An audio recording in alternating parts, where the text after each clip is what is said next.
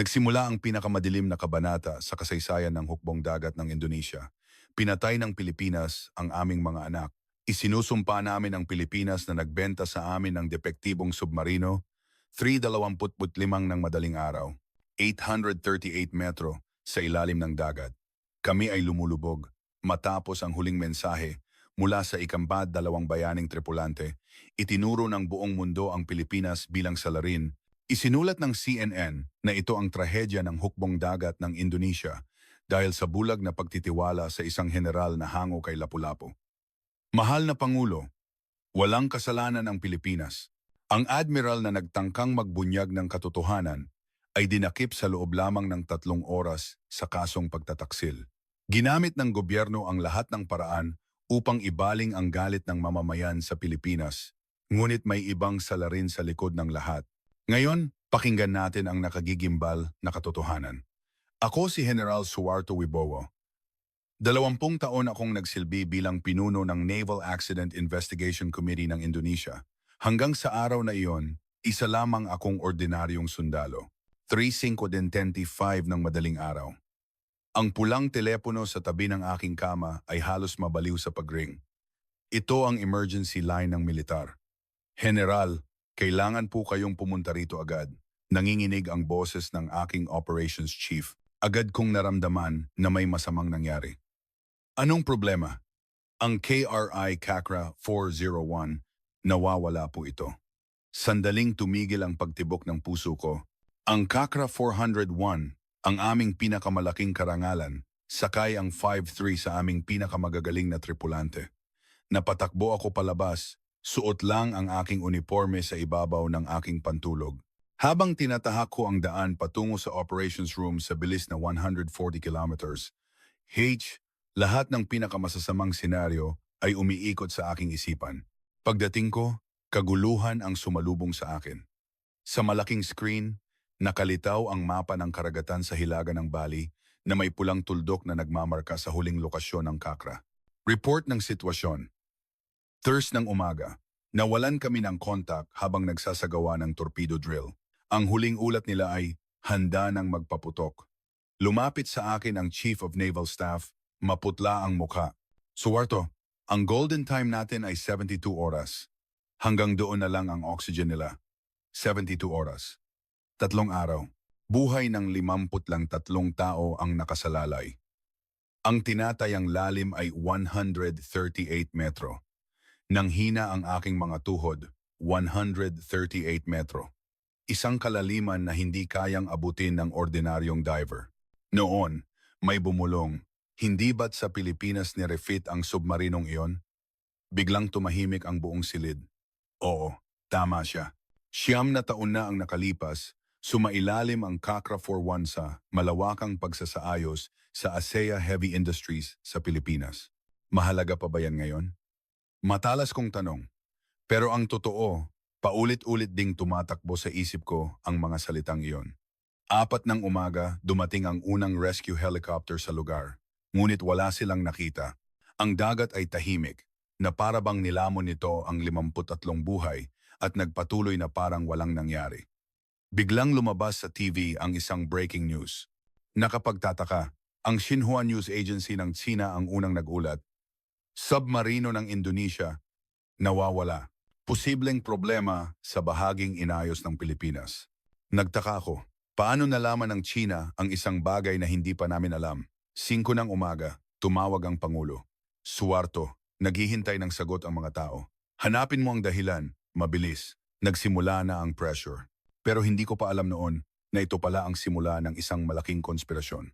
General, tumawag po ang ASEA Heavy Industries ng Pilipinas. Magpapadala raw sila ng isang emergency support team. Nag-alinlangan ako. Tatanggapin ko ba ang mga inhinyerong Pilipino? Sige, hayaan natin silang pumunta at magpaliwanag.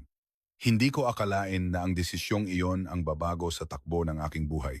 Kinabukasan, dumating ang technical team mula sa Pilipinas. Mula Maynila hanggang Jakarta, 6 na oras. Kinansela nila ang lahat para lang makarating agad. Ang pinuno ng team ay isang 50 pang anyos na inhinyerong nagngangalang Jose Joey Santos. Sa unang tingin, mukha siyang tahimik at maingat. General Suharto, Dinala namin ang lahat ng datos mula sa trabahong ginawa namin 9 na ang nakalipas. Inabot ni G. Santos ang ilang makakapal na folder. Malamig ko itong tinanggap. Linawin natin ang isang bagay.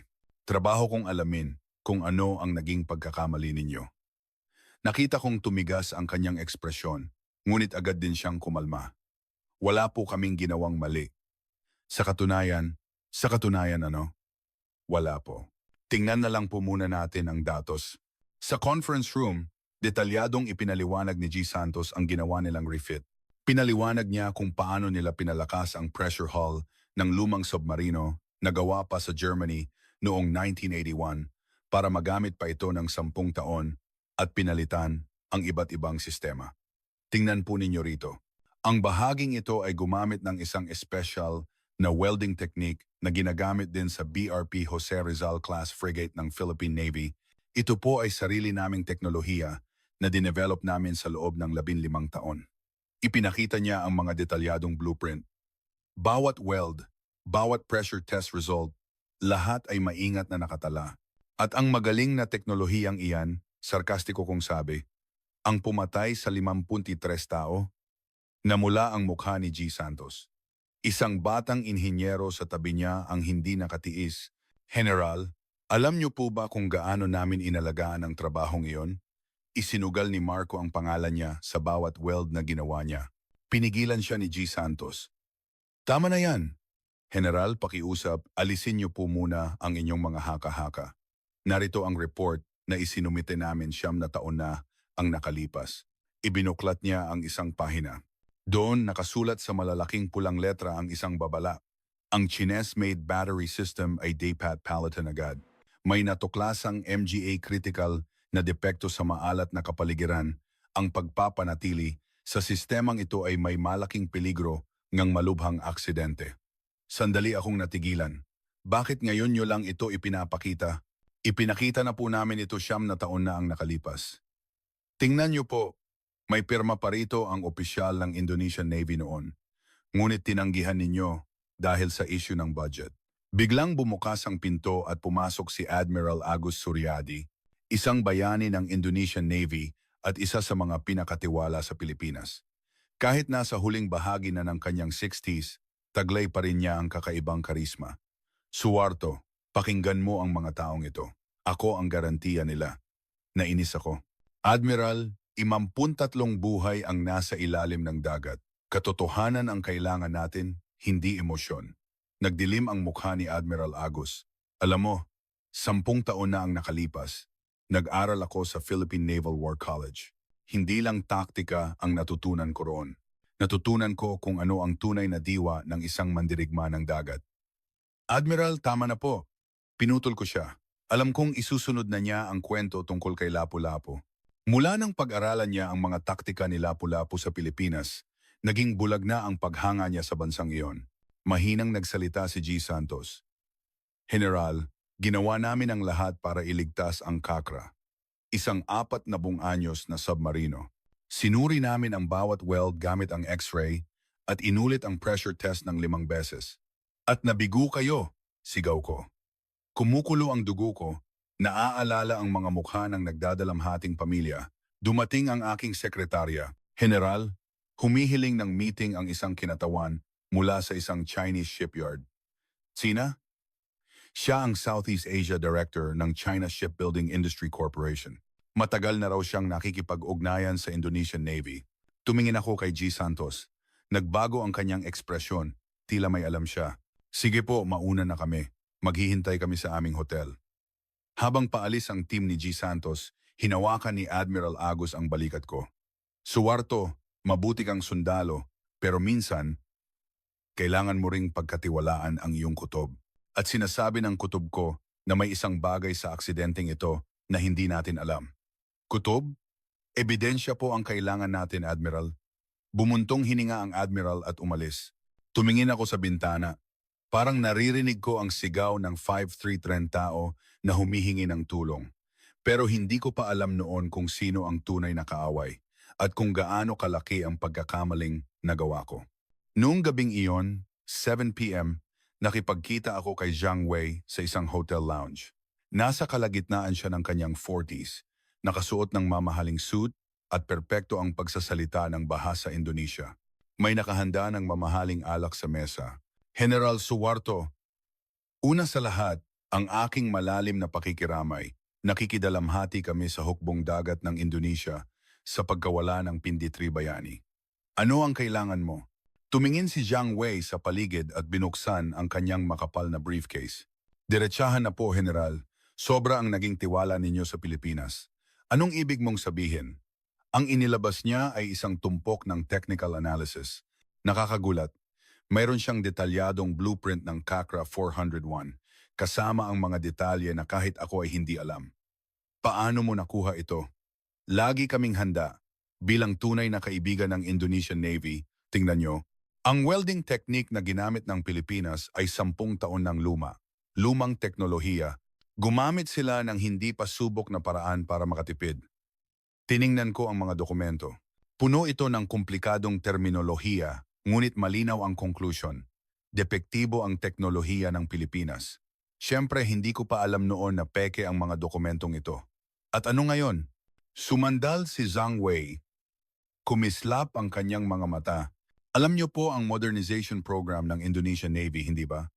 Isang proyektong nagkakahalaga ng 3 bilyong dolyar, 12 submarino, 8 frigate, at iba pang support facilities. 3 bilyong dolyar. Ang pinakamalaking proyekto sa kasaysayan ng aming hukbong dagat. Nakasalalay dito ang kinabukasan namin. Alisin ninyo ang Pilipinas. Ang China ang bahala sa lahat. Pinakabagong teknolohiya, pinakamataas na kalidad, at isang espesyal na presyo. Nagpakita pa siya ng malungkot na ekspresyon. Sa katunayan, ito ang tamang panahon.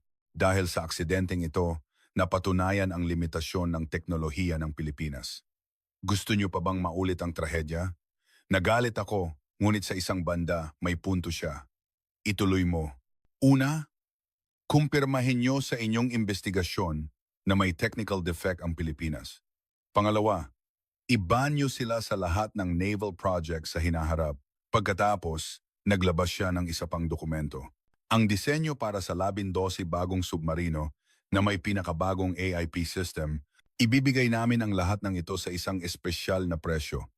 70% ng orihinal na halaga, kasama na ang technology transfer. Tutulungan namin kayong itayo ang mga ito sa inyong sariling shipyard. Aminado ako, natukso ako. Ang kinabukasan ng Indonesian Navy ang nakataya. Ano ang kapalit? Kapalit, gusto lang naming maging partner ninyo. At hininaan ni Jiang Wei ang kanyang boses habang itinataas ang kanyang baso. Kailangan niyong ayusin ang mga pro-Philippines na opisyal tulad ni Admiral Agus. Dapat tayong maging praktikal, hindi emosyonal. Gaano man kagaling si Lapu-Lapu, 500 taon na siyang patay, hindi ba? Sandali akong nag-isip, si Admiral Agus, masyado nga siyang pabor sa Pilipinas.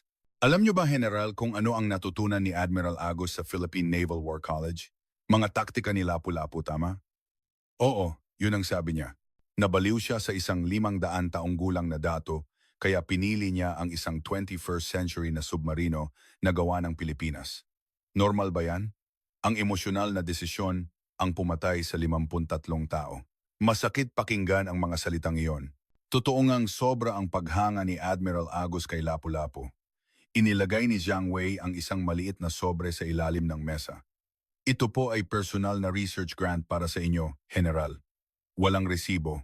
Itinulak ko ang sobre. Hindi ko kailangan yan. And ting tang dot over 788 yan. Huwag po kayong mag-alala. Ito ay tulong na walang kapalit. Nais lang naming magtrabaho ang isang magaling na taong tulad ninyo sa mas magandang kapaligiran. Kinabukasan, nagsimula ang pressure mula sa gobyerno. Tumawag ang Defense Minister. Suwarto, galit na ang mga tao. Maghanap ka ng mananagot. Kasalukuyan po kaming nag-iimbestiga. Nakatanggap ako ng ulat na suspek ang Pilipinas. Tama ba? Sino kaya ang nag-ulat? Ngunit sumagot ako, hindi po natin maaaring isantabi ang posibilidad na iyon. Pagsapit ng hapon, nag-aalab na ang media, lalo na ang mga media outlet na konektado sa China. Trahedya dulot ng bulag na pagpili ng isang pro-Philippines na admiral ang mapait na bunga ng pagtitiwala sa teknolohiyang Pilipino. Sino ang mananagot sa buhay ng Pidenta-True tripulante? Walang lapu-lapu rito.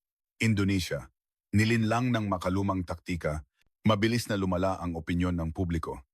At sa sentro nito ay si Admiral Agus. Noong gabing iyon, muli kong kinausap si Jiang Wei. Sa kanyang suite na ngayon, nakaisip na po ba kayo, General? Magaling ang media play ninyo. Ngumisi si Jiang Wei. Hindi kami ang may gawa niyan. Iyan ang boses ng taumbayan. Ang katotohanan ay laging lumalabas. Kasinungalingan. Ngunit nakahilig na ako sa kanyang alok. Isang tanong, naniniwala ka ba talagang problema ang teknolohiya ng Pilipinas? Hindi ito paniniwala, General. Ito ay katotohanan at malapit na itong mapatunayan. Ipinakita niya sa akin ang mga larawan sa kanyang tablet, ang mga pinakabagong submarino ng Chinese Navy. 25 na nito ang nasa serbisyo. Walang ni isang aksidente. Samantala, ang Pilipinas. Noong gabing iyon, nagdesisyon ako. Paalisin ang mga Pilipino. Para sa kapakanan ng 53 biktima, kailangan kong ilabas ang katotohanan. Ngunit hindi ko alam na kasinungalingan at hindi katotohanan ang aking pinipili. Ikatlong araw mula nang mangyari ang aksidente, tapos na ang golden time. Ang tsansa na may nabubuhay pa ay halos zero na. Ang langit ay malupit na maaliwalas at ang dagat ay payapa. Naiman ang umaga, libu-libong tao ang nagtipon sa harap ng Naval Headquarters, mga pamilya ng biktima at mga mamamayan. Isang babaeng nakaitim ang may hawak na megaphone, nanginginig ang kanyang kamay. Ibalik niyo ang anak ko! 23 anyos pa lang siya. Kakagraduate lang niya. Proud na proud siyang maging marino. Ma, ang gwapo ko siguro pag nasa submarino na ako. Yan ang huli niyang sinabi. Bumagsak siya sa pag-iyak. Ngunit mas malakas na sigaw ang sumunod. Pinatay ng Pilipinas ang mga anak namin. Bakit sa Pilipinas pa ipinagawa ang maayos na submarino? Sumang-ayon ang mga tao, nagsimula na ang mga sigaw laban sa Pilipinas. Pilipinas, humingi ng tawad, palayasin ang mga mamatay tao. Managot si Admiral Agus. Si Lapu-Lapu ang pumatay sa mga anak namin. Pinanood ko ang eksena mula sa aking opisina. Ramdam ko ang galit ng mga tao mula sa bintana. Pumasok ang aking sekretarya. General, humihiling ng meeting ang mga kinatawan ng pamilya. Kung tatanggihan daw po, pipilitin nilang pumasok. Makalipas ang 30 minuto, pumasok ang 5 kinatawan. Isa sa kanila ay pamilyar sa akin. Si Admiral Sudarso, isang retiradong opisyal, ang kanyang apo ay isa sa mga sakay ng Kakra. Dati matikas, ngayon ay mukha na siyang pagod. Suwarto, may naririnig akong balita na kinakampihan mo raw ang mga Pilipino. Malamig ang boses ni Admiral Sudarso. Nanginginig ang kamay na may hawak na tungkod. Wala pong katotohanan yan. Kung gayon, bakit narito pa rin sa Jakarta ang mga Pilipinong iyan? Palayasin mo sila ngayon din. Hayaan mo namang makita ko ulit ang mukha ng apo ko. Isang batang ina sa tabi niya ang humagulgol. Buntis siya. Magiging ama na sana ang asawa ko sa loob ng 2 buwan. May pangalan na kami sa anak namin, Dagat, para maging isang magiting na marino tulad niya. Paano na kami ngayon? Ipinakita niya ang isang ultrasound picture. Wala akong masabi. Isang ama naman ang nagsalita. Sa susunod na linggo na ang kasal ng anak ko, heto ang imbitasyon. Inaanyayahan namin kayo. Nakasulat dito, kailangan ko na bang palitan ito at ilagay ang address ng punerarya? Anong salita ang makakapag-comfort sa kanilang kalungkutan? Ilalabas ko po ang katotohanan. Pangako, katotohanan, lumabas na ang katotohanan. Inihagis ni Admiral Sudarso ang isang pahayagan. Nakagigimbal ang headline, mga bitak, natagpuan sa bahaging inayos ng Pilipinas. Inilabas ang resulta ng expert analysis. Anong expert? Ngunit mukhang kapani-paniwala ang artikulo. Isang anonymous expert ang tumukoy sa mga problema sa welding technique ng Pilipinas. May kasama pa itong peking x-ray photo. Ipagtatanggol mo pa rin ba ang Pilipinas? Hindi ako makasagot. Bibigyan kita ng 48 oras. Kung hindi mo palalayasin ang team ng Pilipinas, kami na ang kikilos. Bubuo kami ng vigilante group, kahit magdanak pa ng dugo. Matapos silang umalis, nag-isip ako. At tinawagan ko si G. Santos. G. Santos, ikinalulungkot ko. Pero kailangan na ninyong umalis ng bansa. Mahabang katahimikan. Rinig ko ang kanyang paghinga sa kabilang linya nang walang anumang ebidensya. Masyado nang masama ang sitwasyon. Bumalik na muna kayo sa Pilipinas. General, pinutol ako ni G. Santos. Nanginginig ang kanyang boses. 9 na ang nakalipas, noong inaayos ko ang barkong iyan, ang anak ko ay isa ring marino. Nagretiro na siya ngayon, pero ang nasa isip ko noon ay ginagawa ko ang barkong sasakyan ng sarili kong anak. Gabi-gabi akong nagdasal na sana, lahat ng sasakay sa barkong ito ay makabalik ng ligtas. Nag-crack ang kanyang boses. Kung ang barkong ginawa ko ang pumatay sa 53 tao, ako ang unang kikitil sa sarili kong buhay. Pero alam ko, hindi sa ginawa namin ang problema. Pero sige, aalis kami. Ngunit balang araw, lalabas din ang katotohanan. Naputol ang tawag, bumigat ang aking pakiramdam. Kinabukasan, papunta na sa airport ang team ni G. Santos. Ngunit puno na ng mga demonstrador ang airport. May nag-leak ng impormasyon. Tumakas ang mga mamatay tao. Pilipinas, managot kayo. Ibalik nyo ang mga anak namin. Hirap ang mga pulis na gumawa ng daan. May nagbato ng bote ng tubig kay G. Santos. Tumama ito sa kanyang ulo. Dumugo, ngunit nagpatuloy lang siya sa paglakad. Sige, patayin niyo ako. Lalong nagalit ang mga tao. Nagbatuhan na sila ng bato. Isang miyembro ng Filipino team ang bumagsak. Sinubukang protektahan ni Admiral Agus si G. Santos, pero lalo lang lumala ang sitwasyon. Taksil na Admiral, tuta ng Pilipinas, isang traidor na sumasamba kay Lapu-Lapu. Baliw na matanda, pinatay ang mga kabataan. May humablot sa kanyang sombrero at tinapakan ito. Oo, kasalanan lahat ng matandang yan. Nabaliw sa Pilipinas kaya pinatay niya ang mga anak natin.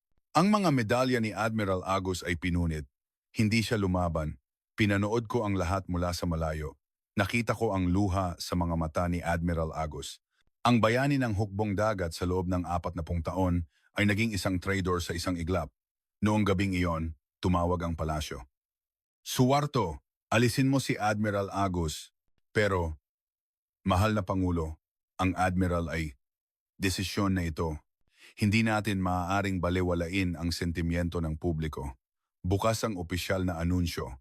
Mabigat ang loob kong tinawagan si Admiral Agus. Admiral, pasensya na po. Hindi, Suwarto. Hindi mo kasalanan. Sandali siyang tumigil. Balang araw, lalabas din ang katotohanan.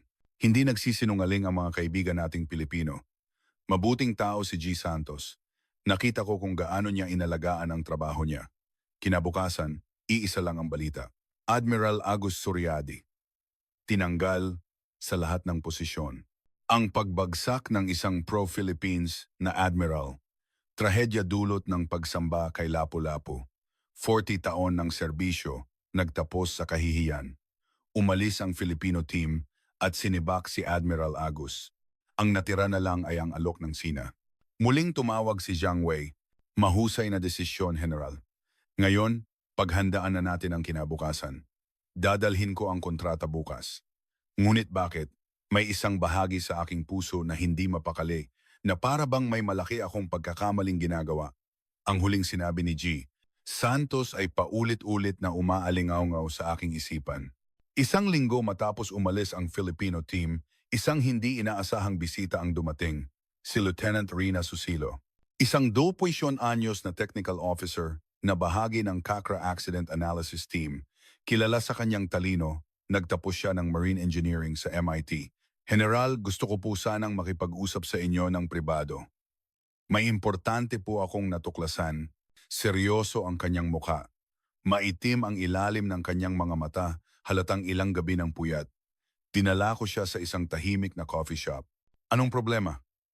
Tumingin si Rina sa paligid at inilabas ang kanyang tablet, maingat na binuksan ang isang file. Tingnan niyo po ito.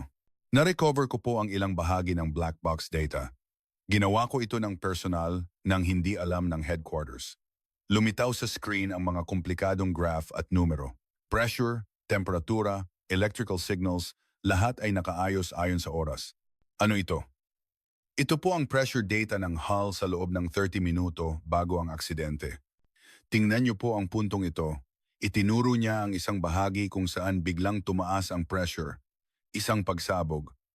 Opo, Pero kakaiba ang lokasyon. Hindi sa bahaging inayos ng Pilipinas, kundi dito, sa battery room. Eksakto sa lugar ng Chinese-made lithium-ion batteries. Nanikip ang aking dibdib, ang battery room, kung saan naroon ang sistemang gawa ng China. Sigurado ka? 99% po. Mayroon din akong data mula sa heat sensors. Bago ang pagsabog, umabot ito sa 100 degrees Celsius. Isang tipikal na kaso ng lithium battery thermal runaway. Nagbukas si Rina ng isa pang file, pero may mas kakaiba pa po. Ito ang record ng malfunction ng pressure sensor. Isang linggo bago ang aksidente, palagi itong nagbibigay ng warning, pero may nag-set sa system na ignore ito. Ano? Nagbukas ulit siya ng file CCTV footage mula sa naval base. Ito po ang footage mula sa maintenance dock 3 araw bago ang aksidente. 2:18 ng madaling araw. Sa video, may 5 tao na umaakyat sa kakra, lahat ay nakaitim na work clothes. Walang record ng ganitong trabaho. At itong mga tao.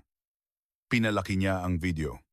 Nakita ko ang isang bagay na nakakagulat. Sa likod ng kanilang damit, malinaw na nakasulat ang mga salitang sino. China Shipbuilding Industry Group. Bakit ngayon mo lang? Akala ko po noong una, regular check-up lang, pero napansin kong sa battery room sila nakatutok. Tingnan niyo po, parang may pinapalitan sila.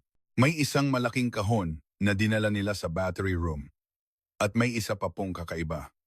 Kinabukasan, nabura ang ilang bahagi ng system log ng submarino. May sadyang nagbura. Gulong-gulo ang isip ko. Chinese battery, lihim na trabaho sa madaling araw, at isang pagsabog. Binuksan ni Rina ang isang document file. Ang report na isinumite ng Filipino team, 9 na taon na ang nakalipas, ang babala na sinabi ni G. Santos. Kinumpirma ko po, at totoo ngang nandoon. Heto po ang bahagi tungkol sa critical flaw ng Chinese battery. Malinaw ang pulang babala, mayroon pang ang prediksyon ng eksaktong senaryo ng aksidente. Ang orihinal na report na ito ay nasa archives, pero ang kakaiba, sa mga kopya na ipinamahagi, nawawala ang bahaging ito. Ano? Parang may sadyang nag-edit. Bakit ito binaliwala, sabi nila? Dahil sa budget. Hindi po. Tingnan niyo po. Ito ang minutes ng meeting noon. Nag-alok ang isang kumpanyang sino na ibigay ito ng libre. At ang taong nag-alok ay si Zhang Wei. Zhang Wei. Naroon na pala siya 9 na taon na ang nakalipas. Lieutenant Rina, bakit sa akin mo lang ito ipinapakita? Bumuntong hininga siya, nanginginig ang kanyang kamay. Dahil kung ire-report ko po ito ng opisyal, siguradong ibabasura lang. O mas malala, itatago. May desisyon na po ang mga nasa itaas, di ba? Ang Pilipinas ang salarin. Tama siya. Para sa publiko, ang Pilipinas na ang may kasalanan. At, General, hininaan ni Rina ang kanyang boses. Kahapon po, may kakaibang nangyari. Tinawag ako ng superior ko. Sabi niya, huwag daw akong mag-imbestiga sa anumang may kinalaman sa China. Utos daw, kaya sundin ko. Hindi ko po alam, pero sigurado akong galing sa mataas. Siguro sa Department of Defense o mas mataas pa, nanindig ang balahibo ko. At kaninang umaga, may mas kakaiba pang nangyari. Ipinakita ni Rina ang isang text message sa kanyang phone. Gumawa ka ng matalinong desisyon. Isipin mo ang pamilya mo. Unknown number ang nagpadala. Lieutenant Rina, maaaring mapahamak ka. Alam ko po, pero kailangang lumabas ng katotohanan. Karapatan ng 53 biktima na malaman kung bakit sila namatay. Nakita ko ang luha sa kanyang mga mata. Kasama po roon ang senior ko, si Lieutenant Kunto. Sa susunod na buwan na ang kasal niya, ibinigay niya sa akin ang imbitasyon. Sabi niya, pumunta ka ha, ikaw ang kakanta. Ngayon, hahayaan ko na lang ba siyang mamatay nang hindi man lang nalalaman ang dahilan? Humanga ako sa kanyang tapang. At nahiya ako sa aking sarili. May kopya ka ba ng lahat ng ito? Opo, itinago ko sa iba't ibang lugar. Nag-upload din ako sa isang cloud server sa ibang bansa. Magaling, ako na ang mag-iimbestiga nito ng tahimik. At Lieutenant Rina, mag-ingat ka. Mas mabuting sa labas ka muna ng base tumuloy. Nasa bahay na po ako ng kaibigan ko. Delikado na sa quarters. Pagkaalis ni Rina, napaisip ako ng malalim. Kung totoo ang lahat ng ito, nakagawa kami ng isang malaking pagkakamali. O mas masahol pa, naloko kami. Noong gabing iyon, nag-text ako kay G. Santos. Paumanhin po. Maari po ba tayong mag-usap muli? Walang sagot. Siyempre, ginawa namin siyang mamatay tao.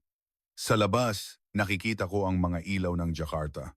Parang naghihintay ang 53 kaluluwa para sa katotohanan. Kailangan kong pumili sa pagitan ng isang komportableng kasinungalingan at isang masakit na katotohanan. Kinabukasan 4 ng madaling araw, pumunta ako sa Naval Archives. Pinili ko ang oras na ito para iwasan ang mga mata. Hinanap ko ang lahat ng dokumento tungkol sa refit ng Kakra. Maalikabok at amoy amag ang lugar. Matapos ang matagal na paghahanap, nakita ko ito. Isang makapal na folder na may pamagat na KRI Kakra 401 Modernization Project Final Report.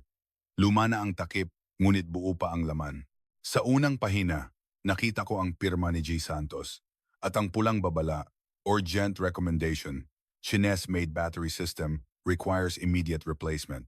Detalyado ang paliwanag.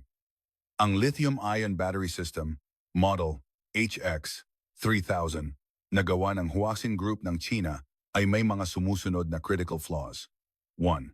Peligro ng short circuit dahil sa corrosion kapag nalantad sa maalat na tubig. 2. Posibilidad ng thermal runaway dahil sa pressure changes sa lalim na higit 500 m. Peligro ng pag-init hanggang 800 graus Celsius kung mag-malfunction ang cooling system. 4. 3 beses na mas mataas na panganib ng aksidente kumpara sa ibang produkto. Ang pinaka-nakagigimbal ay ang huling pangungusap. Pinapaalalahanan namin kayo na may malaking peligro ng kamatayan kung hindi papalitan ang sistemang ito. Inaasahang senaryo ng aksidente. Bigla ang paglubog dahil sa pagsabog sa battery room. Estimated survival time, 0 minutes. Nanginginig ang aking kamay, alam nila. 9 na taon na ang nakalipas. Alam na nila kung anong eksaktong aksidente ang mangyayari. Binasa ko pa ang report. Hindi lang baterya ang sinuri ng Filipino team, kundi ang buong pressure hull. Natukoy nila ang lahat ng kahinaan ng 40 taong gulang na submarino at pinalakas ito. Detalye ng pressure hull reinforcement. Kabuuang haba ng welding, 328 metro. Ginamit na technique, Philippine Navy Special Welding Method Patent No. Pinahusay na pressure resistance, 320% na mas mataas kaysa dati. Dagdag na lifespan, 15 taon o higit pa. May isang bahagi na talagang nakakuha ng atensyon ko. Ginamit ang special welding technique na ginagamit sa BRP Jose Rizal class frigate. Isang teknolohiyang dinevelop ng Pilipinas na kayang tiisin ang 3 beses na mas mataas na pressure. Kung sakaling magkaaksidente, kayang mapanatili ng hull ang integridad nito sa loob ng hindi bababa sa 45 minuto. Pinaghandaan nila kahit ang pinakamasamang sitwasyon. Sa dulo ng report, may sulat kamay na liham mula kay G. Santos. Sa mga kagalang-galang na opisyal ng Indonesian Navy, hindi namin itinuring ang proyektong ito bilang isang kontrata lamang, kundi isang sagradong misyon upang protektahan ang buhay ng 53 tripulante. Ang aking ama ay isang marino noong World War II. Lagi niyang sinasabi, ang dagat ay walang patawad. Hindi ito nagpapatawad ng kahit isang pagkakamali. Kaya sinuri namin ang lahat, paulit-ulit. Ngunit may isang bagay na hindi namin kayang ayusin. Ang Chinese-made battery. Pakiusap, huwag ninyong baliwalain ang babalang ito. Mas mahalaga ang buhay kaysa sa pera. Lubos na gumagalang, Jose Santos, Project Manager, ASEA Heavy Industries. May tumapik sa balikat ko, si Admiral Agos. Kahit wala ng posisyon, matikas pa rin siya. May nahanap ka ba, Suarto? Admiral, paano po kayo? Alam kong darating ka. Sinabi sa akin ng guard. Tiningnan ng Admiral ang report at mapait na ngumiti. Ngayon mo lang ito nakita. Naalala ko noong isinumite ko ito sa itaas 9 na taon na ang nakalipas. Ano po ang nangyari? Umupo ang Admiral sa isang lumang upuan. Marso 2017, nagreklamo ang Department of Finance. 20 milyong dolyar daw ang halaga ng pagpapalit ng baterya. Kapos ang budget noon. Tapos, dumating ang kumpanyang Chino. Mula sa Huaxin Group, nag-alok sila ng libreng baterya, kasama na ang instalasyon. Kaya nagdesisyon ang Defense Minister. Anong pagpipilian ng isang mahirap na bansa? Tumutol ako. Naniniwala ako sa babala ni G. Santos. Pero bumuntong hininga ang Admiral, isang political decision. Mahalaga noon ang pagpapabuti ng relasyon sa pagitan ng Indonesia at Sina at ilang araw pagkatapos, dumating ang mga taga-Sina. Doon ko unang nakita si Jiang Wei. Jiang Wei, Admiral, wala po bang nakinig sa babalang ito? Santos mismo ang pumunta rito. Lumipad siya papuntang Jakarta para makiusap na palitan ang baterya. Lumuhod pa siya. Sabi niya, hindi niya kayang isipin na may mamamatay sa isang barkong ginawa niya. Pakiusap, pakinggan daw namin siya. Nabasag ang boses ng Admiral. Lumuhod din ako. Pero walang nangyari. May desisyon na ang itaas. Admiral, totoo po ba taktika lang ni Lapu-Lapu ang natutunan niyo sa Pilipinas? Ngumiti ng bahagya ang Admiral. May mas mahalaga pa akong natutunan doon. Responsibilidad. Pinahalagahan ni Lapu-Lapu ang bawat bangka, bawat mandirigma. Kaya naniwala ako sa Pilipinas. Naisip kong ganoon din ang kanilang diwa sa pagtatrabaho. Itinuro ng Admiral ang isang pangungusap sa report. Ito ay sulat ni G. Santos. Ang proyektong ito ay hindi lang simpleng pagkukumpuni. Ito ay tungkol sa pagprotekta sa buhay ng 53 tao. Nanikip ang dibdib ko. Ang mga taong pinalayas namin ang tunay na nag-aalala sa 53 tripulante. At isa pa, tingnan mo ito. Inilabas ng Admiral ang isa pang folder. Classified ang nakasulat, ang proposal na isinumite ni Jiang Wei 9 na taon na ang nakalipas. Nakagigimbal ang laman. Indonesia-China Naval Long-Term Cooperation Plan. Phase 1. Build trust through free equipment provision. Phase 2. Eliminate competitors like the Philippines. Phase 3. Establish full dependence on Chinese systems. Final goal, reshape South China Sea naval alignments. Mula sa simula, plano na nila ang lahat. Ang Kakra ay isang bahagi lang ng kanilang plano. Tumunog ang telepono ko. Si Rina, General, may emergency po. May nagtangkang i-hack ang computer ko. Ano? Ang black box data ang target nila. At kakatanggap ko lang po ng isang kakaibang alok. Anong alok? Tumawag ang isang kumpanyang Chino. Magbibigay daw sila ng malaking scholarship. Para sa PhD program sa Beijing Ocean University, lahat sagot nila. Isang malinaw na panunuhol. Tinanggihan mo, di ba? Opo. Tapos, pagbabanta naman ang sumunod. Isipin ko raw ang pamilya ko. Lieutenant Rina, pumunta ka sa isang ligtas na lugar, ngayon din, na-back up ko na po ang data. At General, may isa pa po akong nalaman. Noong araw ng aksidente, bumalik ang mga Chinese technicians, 1 ng madaling araw, 2 oras bago ang huling contact. Anong ginawa nila? Nakalagay sa record, final check on battery system. Pero ang kakaiba, pagkatapos noon, lahat ng warning systems ay na-off. Pagkababa ko ng telepono, sinabi ni Admiral Agus, ngayon, naniniwala ka na? Nagdesisyon ako. Admiral, tulungan niyo po ako. Kailangan ko kayo para ilabas ang katotohanan, siyempre. Para sa 50 biktima, kailangang lumabas ang katotohanan. Inilabas ng Admiral ang isang lumang litrato. 3 sa mga kasama ko rito ay nasa Kakra. May utang ako sa kanila. Mula noon, nagsimula kaming mag-imbestiga ng lihim, pinagsama namin ang koneksyon ni Admiral Agus, ang technical skills ni Rina, at ang aking autoridad. At unti-unting lumabas ang mga nakagigimbal na katotohanan. Makalipas ang 1 linggo, isang hindi inaasahang tawag ang dumating, restricted number. General Suwarto? Dati akong nagtatrabaho sa China Shipbuilding Industry Group. Narinig kong hinahanap ninyo ang katotohanan. Boses ng isang babae. Sino ito? Ang pangalan ko ay Wang Li. Dati akong sekretarya ni Jiang Wei. Kung kailangan ninyo ng tulong, pumunta kayo sa Beijing Hotel Coffee Shop. Bukas, 3 ng hapon, naputol ang tawag, maaaring isang patibong. Pero pumunta ako, kasama si Rina. Sa isang sulok ng coffee shop, may isang babaeng Chino na nasa 30s. Miss Wang Li? Oo. Umupo kayo. Bilis. Inabot niya sa amin ang isang maliit na USB drive. Wala tayong oras. Nasa loob niya ng lahat. Bakit mo kami tinutulungan? Namula ang mga mata ni Wang Li. Hindi ko na kaya. 53 tao ang namatay, pero nagparty ang kumpanya namin. Ano? Dahil nakuha nila ang kontrata sa Indonesian Navy, ang 3 bilyong dolyar na kontrata. Si Zhang Wei ay nakatanggap ng bonus na isang apartment sa Beijing. Isinaksak ni Rina ang USB. Ang unang file ay isang audio recording. Petsa, 2 araw matapos ang aksidente. Boses ni Zhang Wei. Ang aksidente sa Kakra ay isang divine move. Ngayon, tuluyan na nating mapapaalis ang Pilipinas. Sumagot ang isa pang boses. Pero ang baterya natin ang problema. Paano kung magreklamo ang Huasin? Anong pakialam natin? Ang publiko ay sa Pilipinas na nakaturo. Kontrolado na natin ang media, pero 53 tao ang namatay. Negosyo to. Huwag kang maging emosyonal. Luma na ang submarinong yan. Maaksidente rin yan balang araw. Namutla si Rina. Ang sumunod na file ay mas nakagigimbal.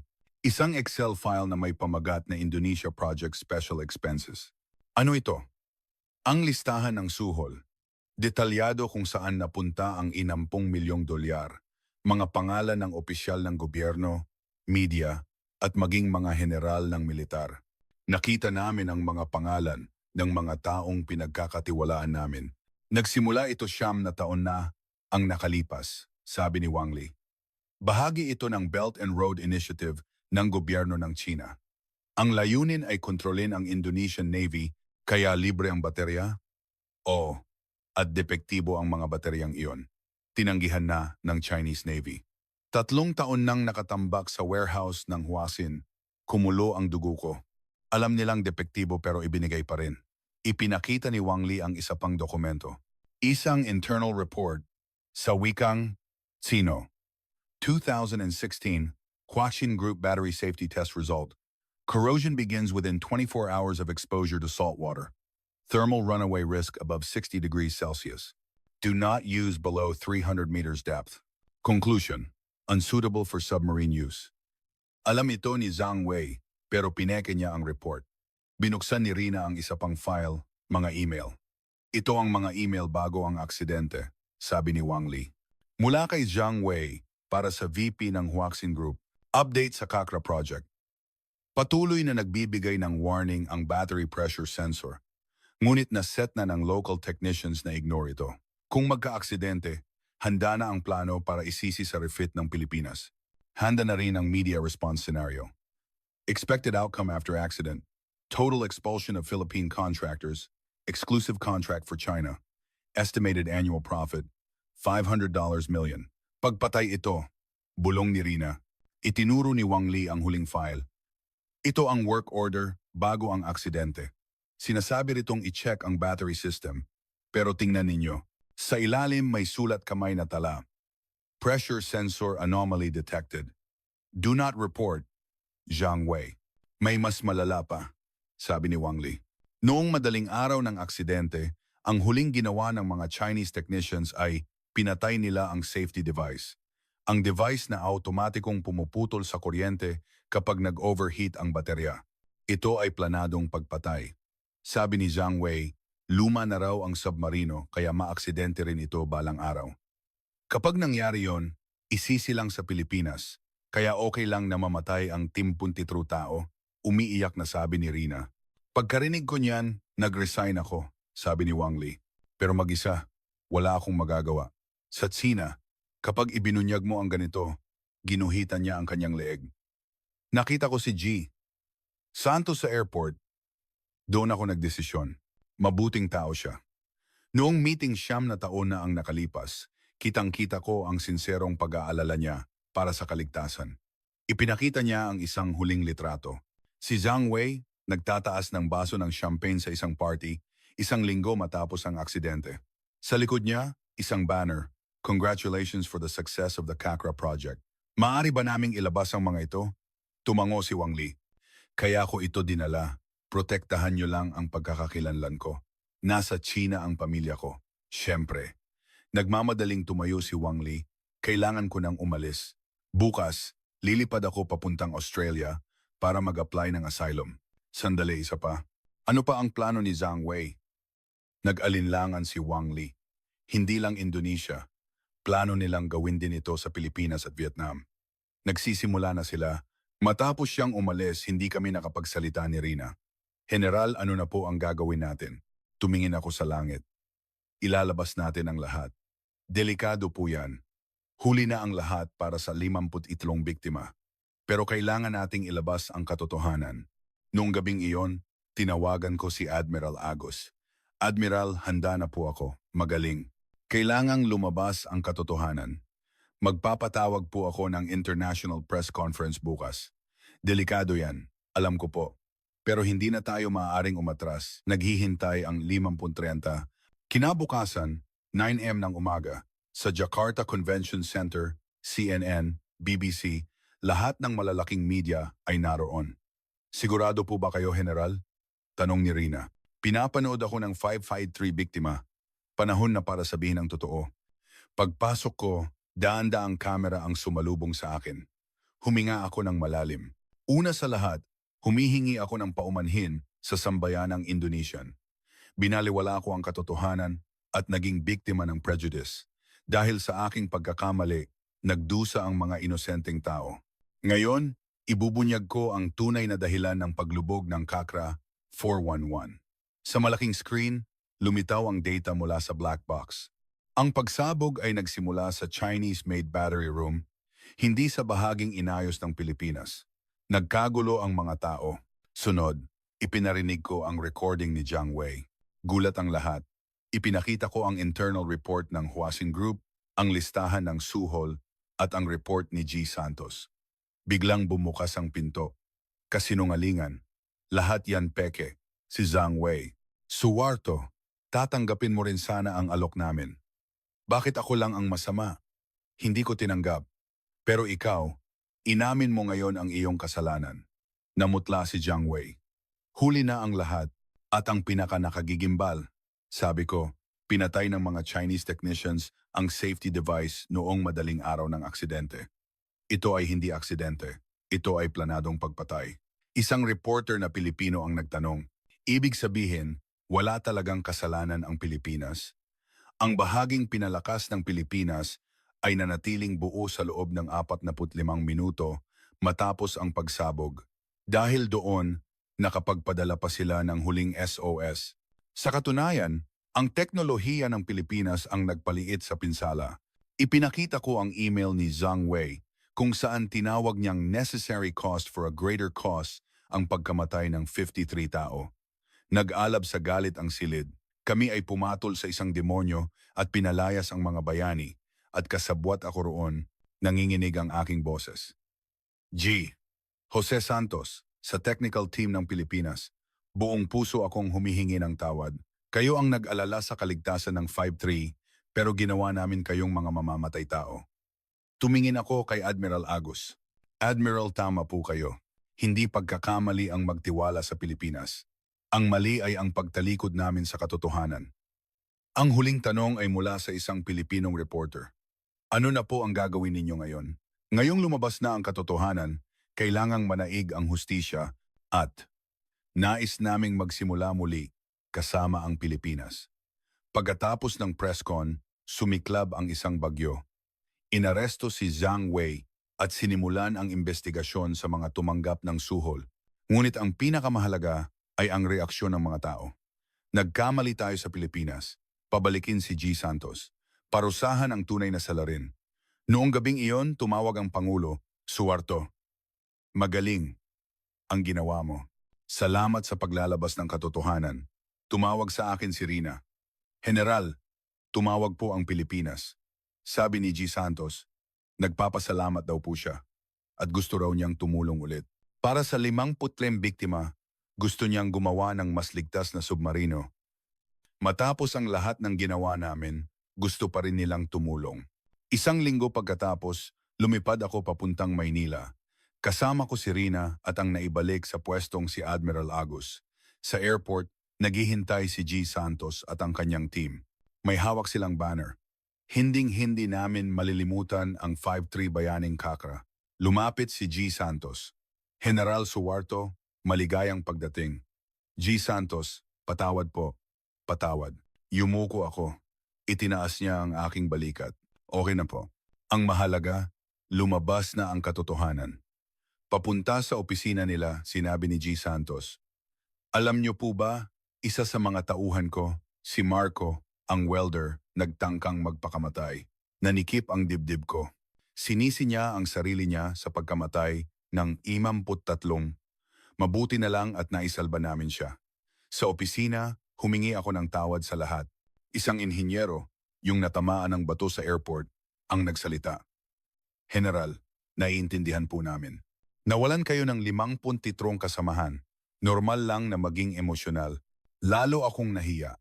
Ipinakita ni G. Santos ang isang bagong disenyo, isang fully isolated battery compartment.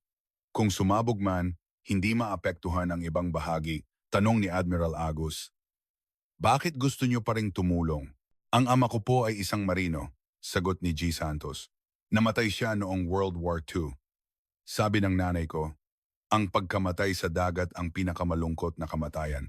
Hindi natin maaaring hayaang mawalan ng saysay ang pagkamatay ng 50 layapat. Kaya may proposal po ako. Paano kung magtayo tayo ng isang Joint Submarine Safety Research Institute? Ang pangalan ay CACRA 53 Marine Safety Institute. Napaiyak si Admiral Agus. Kinabukasan, dinala kami sa Philippine Navy's Tomb of the Unknown Sailor. Sa tabi nito, may isang maliit na memorial. In memory of the 53 heroes of KRI CACRA from their brothers in the Philippine Navy, nakaukit ang T-53 pangalan. Napaluhod ako at umiyak. Umalis kami sa Maynila, dala ang isang bagong simula. Ang salvage operation ay nagsimula sa tulong ng Pilipinas. Nang iangat ang bahagi ng hull na inayos nila, nakita namin ang isang sulat na naka-weld para sa ligtas na paglalayag. ASEA Heavy Industries 2017. Sabi ni G. Santos, sulat kamay, yan ni Marco. Natagpuan din namin ang logbook ng kapitan.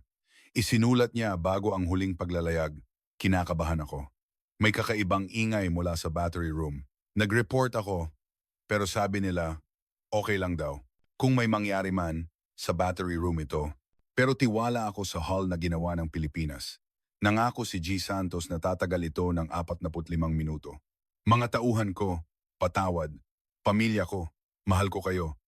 Alam ng kapitan, pero sinunod niya ang utos.